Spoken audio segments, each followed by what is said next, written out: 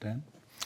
Thanks, Prime Minister. And I think it's important that we take a deep breath and just acknowledge that whilst we have signed an agreement for additional support for our hospitals, and that's significant, hundreds of millions of dollars today in extra funding for, say, Victorian hospitals does not replace billions of dollars that have been taken away from Victorian hospitals. Premier Baird just made some comments about the unfair nature of 2014, and we can't dance around that. We can't ignore it, and the Prime Minister went to it in his own comments earlier on.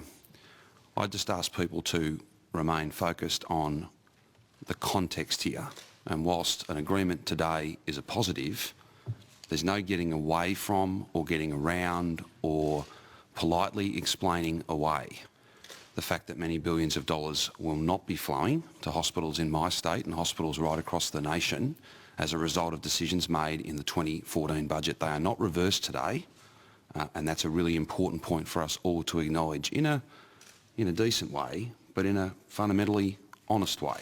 We would not be true to patients across our nation if we didn't do that. A couple of other quick matters.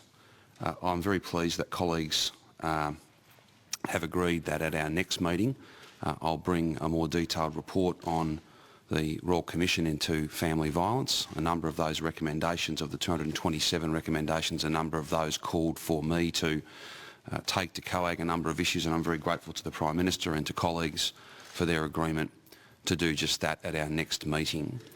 There was a very productive discussion, particularly around family violence, counter-terrorism, and a whole range of other measures, the National Disability Insurance Scheme, to which we're all fundamentally committed. This was a productive meeting, but the context in which this meeting was held and the reality that our doctors and nurses and paramedics and patients will face tomorrow and the day after that cannot be glossed over. I won't allow that to happen.